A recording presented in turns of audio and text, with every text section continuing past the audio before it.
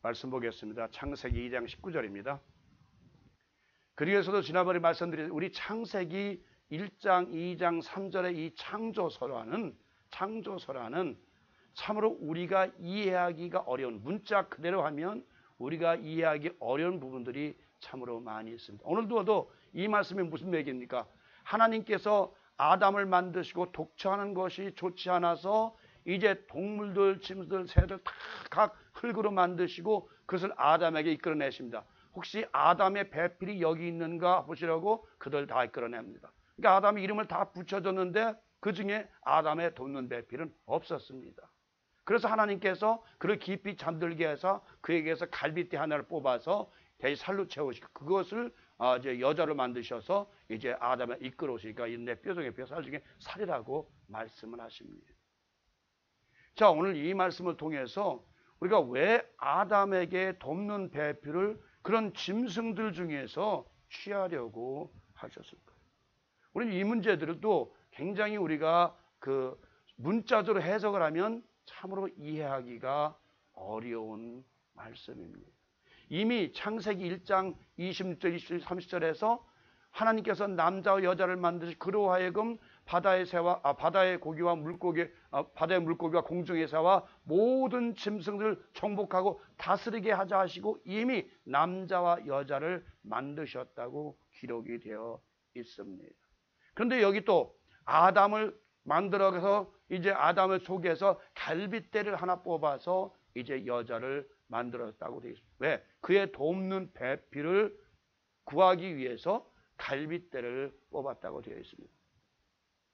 우리가 여기서 이런 이 창조서라는 외경을 얘기 안 할 수가 없습니다. 제가 왜냐하면 이 외경을 얘기 안 하면 이것만 가지고 이해할 수가 없어요. 맨 처음에 하나님께서 이제 외경에는 아담과 여자 릴리를 만들었다고 그랬어요. 릴리라는 여자가 이제 아담과 그건 같이 하나님께서 똑같이 흙으로 만들어서 남자와 여자를 만드셨다고 되어 있습니다. 근데 이 릴리라는 여자가 만들었는데 이제 아담의 지배하에 하나님께 너는 아담의 남자의 지배를 받고 남자의 인도를 받으라니까 No! 내가 왜 똑같이 쟤와 똑같이 나도 흙으로 만든 흙까지만 왜 내가 제 말을 듣냐? 나 안 합니다. 절대로 남자의 종속이 될 수가 없습니다라고 이 여자가 화를 내고 어딘가 저 멀리 광야로 도망가 버립니다. 그러니까 아담이 그럼 내가 언제 하나님께 여자를 만들다 했습니까? 저 여자를 만드셔서 다시 데려다 주십시오라고 아담이 하나님한테 항의를 합니다. 그러니까 아담이 천사를 보내서 그 여자를 데리고 와라. 그러니까 여자가 가서 이제 광야에 가서 야, 너 빨리 가라. 너 빨리 아담에게 돌아가라 하니까 절대로 안 간다. 내가 죽으면 죽으니 형벌을 하나님께 많은 형벌을 받더라도 나는 절대로 아담에게 돌아가서 아담의 밑에 종속자로 있을 수가 없다고 이야기를 합니다. 그러니까 하나님이 할 수 없이 그래서 그 릴리는 어떻게 됐습니까? 나중에 악한 영과 해가지고 악한 사람들을 많이 낳았다고 기록을 하고 있습니다. 결국 하나님께서 그를 포기하고 다시 아담에게 이제 돕는 배필을 그 갈빗대를 뽑아서 줬다. 그래서 이제 많은 말 있죠. 머리를 해서 뽑으려니까 또 남자의 머리가 될까 그러고 발로 해서 뽑을 테니까 또 짓밟을까봐 그랬고 그래서 가장 사랑받는 갈빗대를 뽑아서 이 여자를 만들었다는 그런 웃지 못할 얘기 우화도 있지만 우리가 이 말씀에서 우리는 문자 그대로 정말 하나님께서 갈빗대 하나를 왜 뽑으셨고 또 왜 아담을 여기 잠들게 했다는 이 말씀을 우리는 그냥 지나갈 말씀이 아니라 여기 잠들게 했다는 말을 히브리어로 황홀경에 그냥 죽인 거죠. 아주 황홀경에 잠들게 만들고 거기에서 갈빗대 뼈를 뽑아서 이제 사람을 만들었다고 이제 성경은 말하고 있습니다. 자, 그러면 우리가 24절을 보면 그런 얘기가 있어요. 남자가 부모를 떠나 여자와 합하여 한 몸이 될지라라고 이야기하고 있습니다. 자, 그러면 우리가 이 성경을 해석상에 있어서 어떤 방법으로 해석해야 되는 것인가요? 우리는 성경을 해석할 때에 어떤 중심점이 분명히 있어야 되는 것이잖아요. 중심점이 분명히 있어야 돼요. 우리 그냥 이 문자들을 막 해결해서 여기다 막 저기나 할 것이 아니라 분명히 중심점을 두고서 성경을 해석해야 되는 것이죠. 그러니까 우리 성경은 어떤 말씀입니까? 결국은 예수 그리스도가 이 땅에 오셔서 십자가에 달리시고 돌아가시고 부활하시고 뭐가 탄생했어요? 교회라는 게 세워지기 시작을 했습니다. 그러니까 우리 말씀은, 여기 신구약 말씀은 모두가 예수 그리스도를 통해서 세워진 교회에 대한 말씀이라는 것을 여러분 먼저 명심하시고 그 중심에서 이 말씀을 해석해야 된다는 거예요. 막연하게 갈빗대고 사람 만들었다? 소환. 그것이 무엇? 우리의 신앙에 무슨 의미가 되는 거죠? 자, 갈빗대 뽑았다 해서 우리 신앙에 어떤 믿음을 줄 수 있는 거죠? 어떤 교훈을 줄 수 있는, 아무런 교훈도 줄 수가 없는 것이에요. 자, 그러면 여기서 아담이 왜 짐승들을 다 보내서 이들을 통해서 하나님께서 이제 그 전에 먼저 에베소서 봅시다. 에베소서 5장 28절부터 32절까지 다 같이 에베소 신약성경입니다. 이와 같이 남편들도 자기 아내 사랑하기를 제 몸같이 할지니 자기 아내를 사랑하는 자는 자기를 사랑하는 것이라. 29절 눈지 제고 오직 양육하여 보호하기를 그리스도께서 교회를 보양함 같이 하나니. 30절 우리는 그 몸의 지체임이니라. 31절 이러므로 사람이 부모를 떠나 그 아내와 합하여 그 둘이 한 몸을 될지. 이것이 창세기 24절의 말씀이죠. 32절 이러므로 이 비밀이 크도다 내가 그리스도와 교회에 대하여 말하노라라고 되어 있어요. 자, 남자가 부모를 떠나 여자와 합하여 한 몸이 됐다. 이 말씀은 결혼 말씀이 아니라 바로 그리스도와 교회의 관계에 대해서 말한다고, 이것이 큰 비밀이라고 사도 바울은 이야기하고 있는 것이에요. 결론은 그래서 이 예수님께서 그런 얘기를 하잖아요. 응? 한 달의 미랄이 딸의 땅으로 죽지 않으면 그대로 죽으면 많은 열매를 맺는다. 그래서 어느 종교든 간에 뭐 기독교도 있고 유태교도 있고 뭐 불교도 있고 힌두교도 있고 뭐 조라스터교도 있고 그리스도교도 있고 뭐 이슬람도 다 있지만은 기독교는 다시 말하면 이 교회를 세우기 위한 최고의 그 진리가 바로 예수께서 이 땅에 오셔서 죽으시고 부활하심으로 말미암아 생명이 있는 교회. 어떤 종교도 절을 세우든 무슨 사원을 세우든 그것은 아무 의미가 없던 자기들 위해 세웠지만 예수께서는 십자가에 달려 죽으시고 부활하심으로써 비로소 교회가 완성돼 세워졌는데, 이것이 바로 생명의 교회, 그렇죠? 주님의 영광의 지체의 교회라고 에베소는 말씀하고 있어요. 그러니까 여기 아담이 깊이 잠들었다는 얘기는, 이 말씀의 비유는 무슨 말씀이냐면 예수께서 3일 동안 죽으심으로 말미암아, 죽으셨다가 부활하심으로 말미암아 바로 교회라는 것이 세워졌다. 그러면 왜 교회를 여자로 보느냐? 에베소나 모든 말씀, 이사야도 말하면 내가 그의 남편이 되었으라고 합니다. 이스라엘 백성들을 여자, 아내로 비유하셨습니다. 그리고 사도 바울도 고린도전서에서 뭐라고 합니까? 내가 너희를 정결한 처녀로 만들어 그리스도께 중매함에도라라고 사도 바울도 우리를 정결한 처녀로 만들어. 그러니까 다시 말하면 그리스도의 이 교회들은 바로 그리스도의 신부라고 성경은 말씀하고 있어요. 여기도 보세요. 아담이 일어나서 볼 때 이는 내 뼈 중에 뼈요 내 살 중에 살이로다. 이게 무슨 말씀입니까? 이 교회는 바로 나의 모든 몸의 일부라고 말씀한 거랑 똑같은 말씀이에요.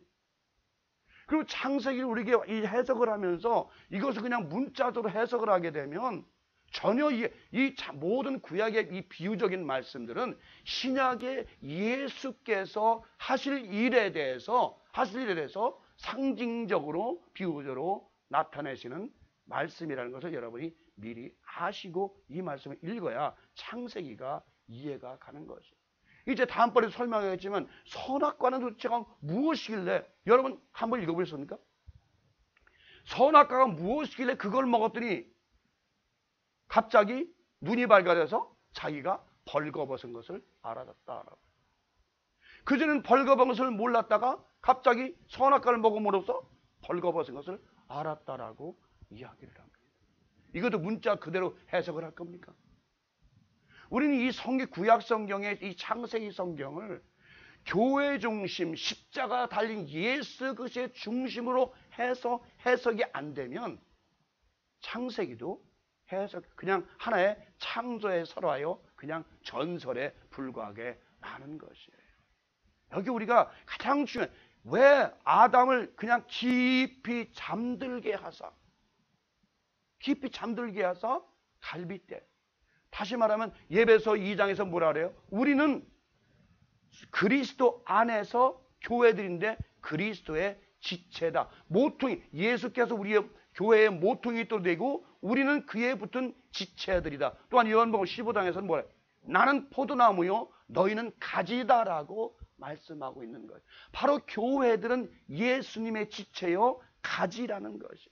갈빗대나 똑같은 얘기예요. 예수께서 죽었다 살아나심으로 말미암아 뼈 중에 뼈요 살 중에 살인 교회가 세워지고 탄생했다는 것. 만약에 예수께서 죽으셨다 부활하지 못하였으면 교회가 세워졌을까요? 안 세워졌을까요? 안 세워졌습니다. 교회는, 신약교회는 이루어질 수가 없습니다. 그 전까지는 우리가 뭐예요? 예루살렘 성전에 가서 그것도 부유층만 가서 예물을 바치고 제사를 드릴 수 있었던 것이 구약 교회잖아요. 우리가 이렇게 보면요, 여러분들이 이제 자꾸 제가 이제 다른 종교를 얘기해서 좀 어떨지 모르겠지만 여러 깨달으라고 말씀드리는 거예요. 우리가 구약 교회는 어떻습니까? 구약은 12지파의 그 속한 사람들, 그 족장들만이 가서 예배 드릴 수 있고 부자들만이 가서 제사 드릴 수 있는 그런 법이었어요. 그죠? 소나 염소나 양이나 이런 걸 가져가려면 죽어도 그 당시 부유층이 아니면 가져가서 제사를 드릴 수가 없었어요. 그리고 신약시대 때 왜 예수님 왜 다투셨습니까? 바로 이 유대교가 누굴 통해서? 서기관들과 바리새인들과 사두개인들만 통해서 이 교파가 알려졌지, 종교가 알려졌지, 진리가 알려졌지, 그 밑에 사람들, 세리들과 죄인들과 뭐 많은 사람들에게는 감히 성전에 들어가서 예배 드릴 수 있는 그런 권한조차도 없었어요. 그래서 예수께서 오셔서 나는 의인을 부르러 온 것이 아니라 죄인을 부르러 왔다고 분명하게 말씀하신 이유는 이제 귀족적인 어떤 양반 계급적인 그런 종교를 벗어나서 모든 만민이 구원받을 수 있는 그런 진리를, 나는 그런 복음을 너에게 알려주러 왔고 가르쳐주러 왔다고 선포하신 말씀이 바로 예수 그리스도의 천국 복음인 것입니다. 불교도 마찬가지예요. 힌두교도 인도교도요 귀족들만 믿던 종교예요. 양반들만. 그 당시 그래서 석가가 뭐예요? 와서 평민들 모든 사람들에게 다 믿을 수 있다는 걸 가르쳐주기 위해서 했는데, 힌두교는 어떻게 했어요? 석가를 죽이지는 않았습니다. 근데 유대교는 어떻게 했어요? 예수를 죽였어요. 이건 무슨 얘기냐면 예수님은 이미 구약시대 때 이분이 오셔서 죄를 양같이 죽임을 당해야 할 것을 이미 구약성경은 예언해 놓았기 때문에 그 예언 성취를 그대로 이루기 위해서 오셨고 죽으셨다 살아나셨어요. 그래서 만약 예수께서 몇 번을 얘기지만 살아나지 못하셨다면 오늘날 신약 교회는 있을 수가 없고 이루어질 수도 없는 것입니다. 그래서 기독교는 살아있는 종교, 생명의 종교라고, 그래서 생명의 진리가 있는 바로 기독교라고 말씀드리는 거예요. 왜 그러냐면, 자, 석가도 세웠지만 죽고 살아나지 못했고, 공자도 그렇고 소크라테스도 모든 사람이 죽고 그냥 우리들과 똑같이 제명에 살다가 죽음을 그냥 끝쳤어요. 그 사람들이 얘기하는 뭐래요? 모두 철학들이에요. 철학. 인생을 살아가는 철학. 어떻게 살아가라, 어떻게 사는 것이 좋다, 어떻게 사는 것이 선을 행하는 것이 좋다. 뭐 공자도 인의예지신 다 말했죠. 그러나 인의예지신은 말했지만 결론은 뭐예요? 자기가 결국 지명에 살고 저도 그냥 죽었어요. 그러나 예수는 이따 성경대로 자기 목숨을 누구를 위해서? 세상 모든 만민들의 죄를 위해서 주시고 생명을 주시고 그 생명을 본인이 직접 주셨다 그랬어요. 내가 줄 권리도 있고 내가 찾을 권리도 있다고 말씀하시는 거예요. 그러니까 예수께서 직접 주셨어요. 누가 뺏어간 것이 아니라 예수님이 주셨다고요. 자, 내 생명 가져가라. 이 생명을 받침으로써 만민의 모든 죄악을 내가 사할 것이다 라고 주셨어요. 그리고 나서 살아나지 못하셨다라면 오늘날 예수님은 석가만도 취급받지 못하고 공자만도 못하게 그냥 하나의 그냥 선생으로 남고 말 것이에요. 그러나 그분은 3일 만에 부활하셔서 떨어져 있으면 그대로 있고 죽으면 많은 열매를 맺는다는 그 말씀 그대로 이루어서 그분이 돌아가시다 부활하심으로 말미암아 많은 교회가 전 세계에 퍼지게 됐고 오늘날 그리스도의 왕국이 이루어지게 된 것이에요. 그래서 그런 말씀도 하잖아요. 하늘의 겨자씨가 땅에 떨어져 큰 나무가 돼서 많은 공중의 새들이 깃들게 되었다는 말씀도 천국에 대해서 말씀하고 계신 거예요. 그러니까 오늘날 이 창세기 이 말씀은 여러분들이 이해하실지 모르겠지만 다시 말하면 아담이 깊이 잠든 것은 바로 예수 그리스도께서 십자가에 돌아가신 그 무덤에 묻힌 것을 상징적으로 미리 예언적으로 미리 나타내시고 막 이런 일이 이제 이 아담은 죽지만 영원한 아담, 살려주는 아담이 와서 바로 교회를 세우기 위해서 바로 이런 일이 죽었다가 살아나는 이런 일이 분명히 있을 것이라는 것을 미리 예표하신 말씀이라는 것을 여러분들이 아셔야 돼요. 이게 우리가 구약 성경을 이렇게 읽으면서 창세기를 읽으면서 그래서 우리가 복음적인 그런 이 창조서라는 이 창세기는 너무 간단합니다. 사실 창조서란 다른 경전은 더 자세하게 세밀하게 나와 있다고 제가 말씀드렸죠. 그러나 우리 모세오경에서 이 성경은 무엇을 말씀을 창조서로만을 말씀하기 위한 것이 아니라 바로 이 안에 그리스도께서 이제 오셔서 모든 만민들의 죄를 구속하고 그들을 위해 생명을 주시고 그들에게 생명을 나눠주기 위한 생명을 주기 위한 그 진정한 복음이 이 창세기 안에 들어있다는 것을 먼저 여러분들이 아셔야 되는 것이에요. 복음이라는 건 뭡니까? 예수 그리스도의 생명을 나눠주는 거예요. 우리가 모두 예수 그리스도의 생명을 공유하고 나눠 가지고 있잖아요. 지금 우리 안에 예수의 생명이 다 가지고 있다는 그 생명이 없으면 우리는 아무것도 아니에요. 성경은요, 아까도 말씀드렸지만, 자, 소돔과 고모라를 살렸고요, 의인들은. 또 노아형제도 살렸고요.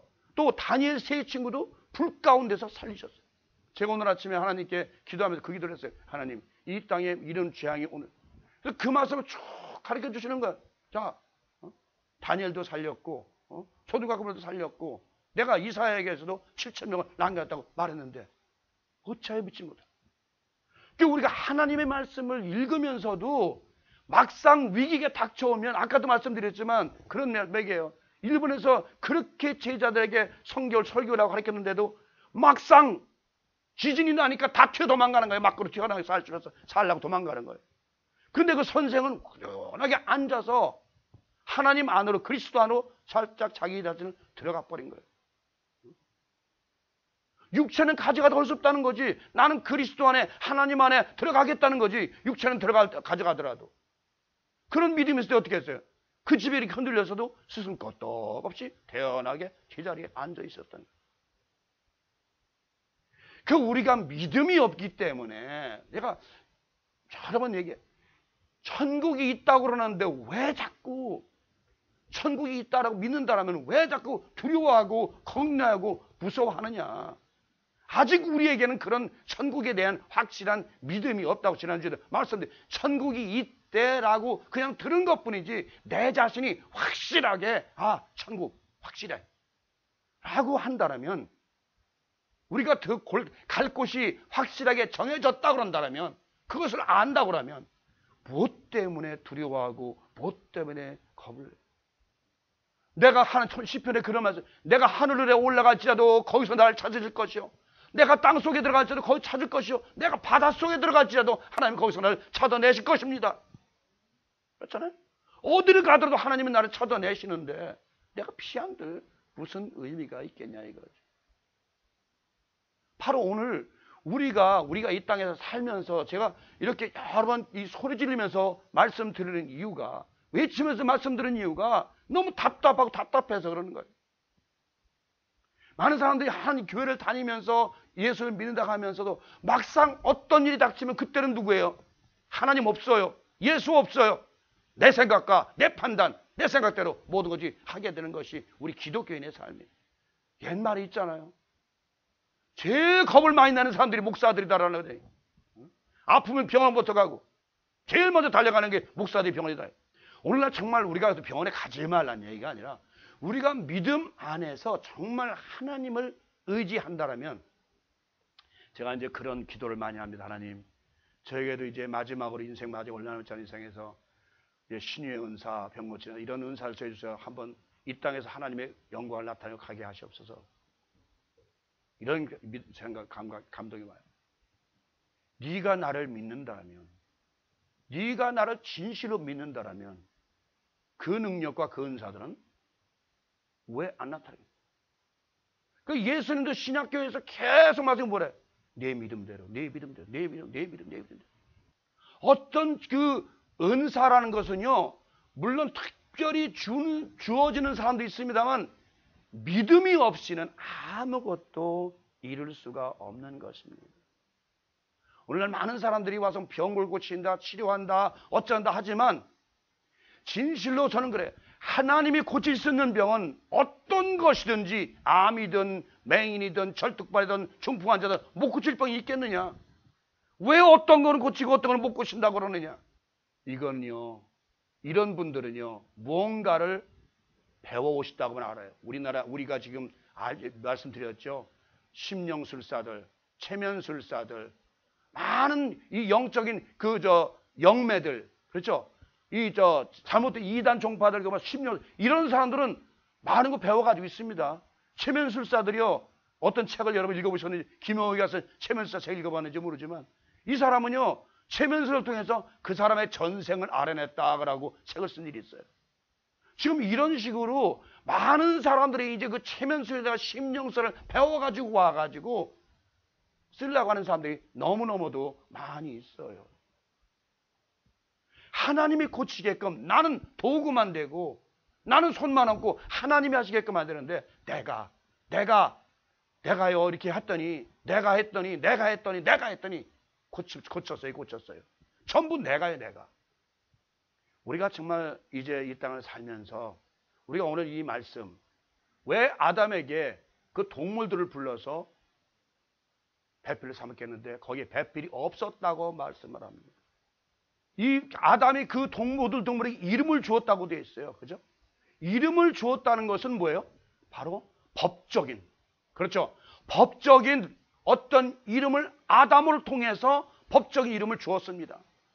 그래서 법적인 이름을 주었는데 바로 그것은 뭐예요? 율법이라는 얘기죠. 율법을 통해서는 절대로 교회가 세워질 수도 없고 율법을 통해서는 아무것도 교회가 탄생할 수가 없다는 것을 말씀한, 반드시 예수께서 죽어야만이, 그렇죠? 죽었다 살아나야만이 교회가 세워지는 것이지, 율법적인 어떤 이름을 불렀잖아요. 너는 뭐, 너는 호랑이, 너는 사자, 이건 법이에요.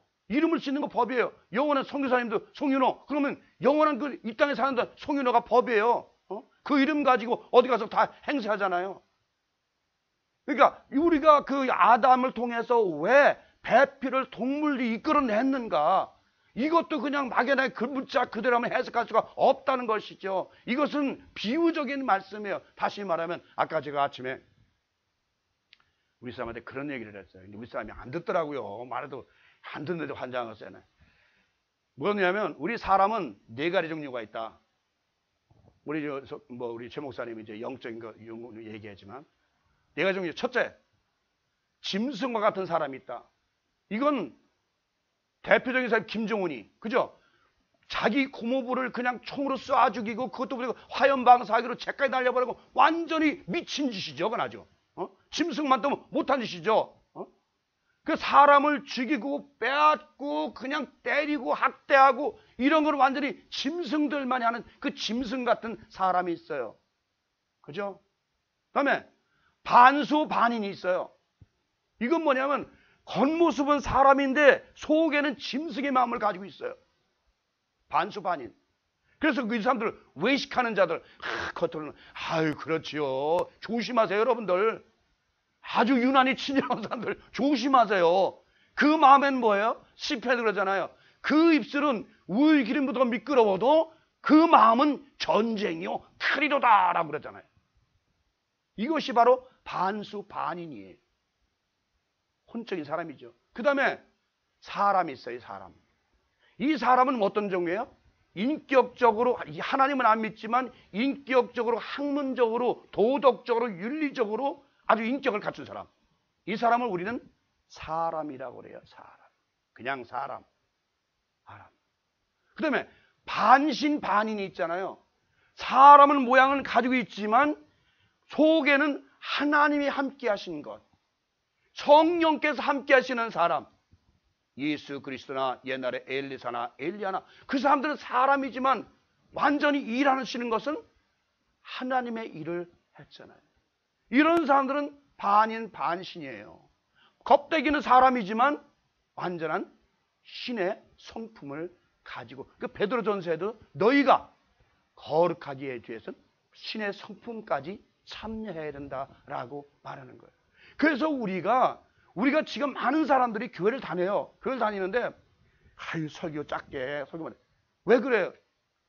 짐승과 같은 사람은 설교 그만해. 아이고 듣기 싫어. 그만해.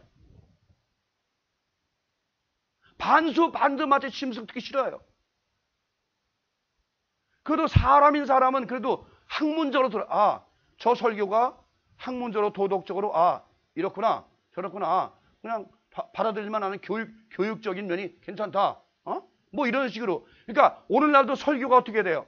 사람의 인격이나 사람의 학문이나 사람의 교육 중심으로 설교하는 분들이 아주 많이 있어요. 큰 교회들은 거의 다.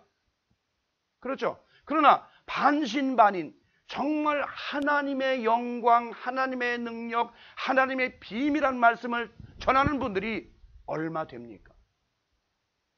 그 능력을 가진 분이 얼마나 되냐고요.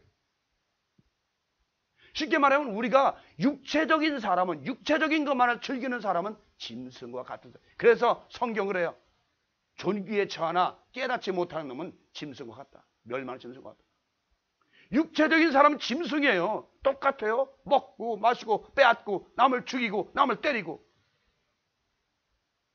우리가 죽어도 거듭났다라면 교회가 됐다라면 예수 그리스도의 지체인 교회로 거듭나고 새로 태어났다라면 최소한 반신 반인에까지 올라가야 되는 것이에요. 이것이 바로 거듭난 자의 삶이에요. 그것이 바로 영적인 영을 중심으로 한 삶을 사는 자들의 삶이에요. 그러니까 우리가 더 나눌 수 있겠지만 딱 제가 아침에 가만히 묵상하면서 그래. 이 세상에는 네 가지 종류의 사람이 있구나. 나도 아직 반신반인에 난 아직 못 갔다. 그 반신인 반인에 가려면 하나님의 성품을 담고 예수의 성품을 가진 자들만이 반신반인. 그것이 바로 뭐라 그래요? 우린 성자랍니다. 성자. 성화된 사람들. 성자들이라고 합니다. 그러니까 오늘날 기독교는 그냥 구원받았어. 그 구원론에 거기에만 딱 집중해가지고 내가 지금 어느 상태의 마음을 가지고 있는지 내 마음속이 짐승의 마음을 가지고 있는지 정말 하나님의 마음을 가지고 있는지 조차도 구별 못하고 분별하지 못하는 사람들이 너무너무도 많이 있다는 것이에요. 우리가 죽어도 이 껍데기는 같은 사람이지만 마음과 우리의 모든 생각이나 모든 것들은 하나님의 성품, 예수의 성품을 가진 마음들이 돼야 된다는 것이에요.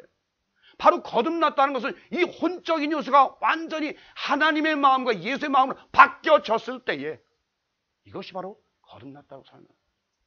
여러분들 그래서 얼마나 이 기독교의 교인이 되기가 천국의 삶을 살기가 얼마나 힘들지. 저는 요즘에 가서 기도할 때마다 하나님 어찌하면 제가 어찌하면 제가 깨달을 수 있습니까, 주님? 어찌하면 제가 이 진리 안으로 완전히 들어갈 수 있겠습니까, 하나님? 하고 저는 그것만을 기도합니다. 이제는 다른 기도 안 해요. 내가 이 세상을 떠나기 전에 죽어도 변화된 모습, 완전히 예수의 형상과 모습을 닮은 모습이 마음이 되어야 될 텐데 그것이 안 됩니다, 하나님. 눈만 뜨면 세상 얘기하고, 전화만 걸면 세상 얘기하고, 사람들과 세상 말하고, 악한 말하고, 더러운 말. 우리 여러분 입술과 여러분 혀가 오늘도 얼마나 많은 사람들에게 상처를 준 다시 한번 돌아보시는 시간 되시기 바랍니다. 우리가 정말이죠, 교회로서 예수 그리스도가 죽으셨다가 살아서 그 생명을 받은 우리 교회들로서 하나님의 생명을 부여받은 우리가 반인 반수가 돼서는 안 되겠죠. 반신 반인이 될 때까지, 우리가 하나님의 성품과 하나님의 인격을 닮은 사람으로 변할 때까지, 완전한 예배서 5장에 있는 말씀대로 흠도 없고 주름도 없는 티도 없는 아름다운 영광의 교회의 모습으로 변화될 때까지 우리가 이 땅에서 삶을 살아야 될 줄 믿습니다.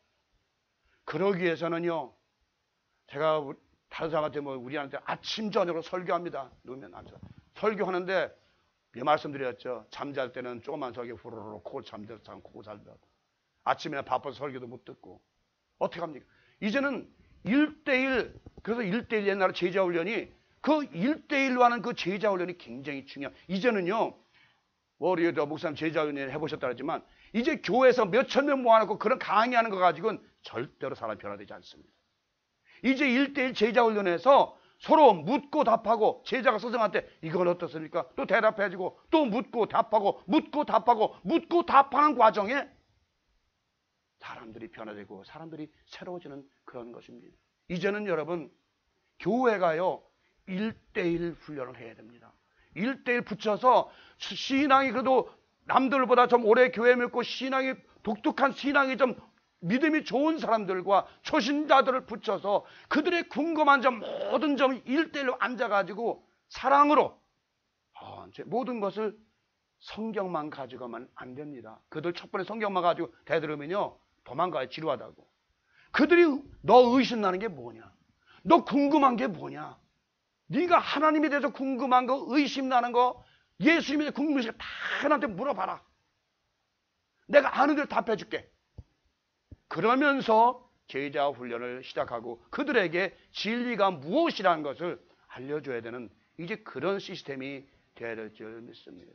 정말 이 아담이 죽었다가 잠잤다가 다시 일어나는 이것은 예수 그리스도의 십자가에 죽으시고 부활하시는 것을 미리 예표하시는 말씀이라는 것을 여러분 미리 아십시오. 이래서 그래야 창세기가 이해가 되고, 창세기가 완전하게 이제 읽으면서도 이것이 오실 예수에 대한 말씀이었구나라는 것을 여러분들이 깨달아질 수가 있는 것입니다.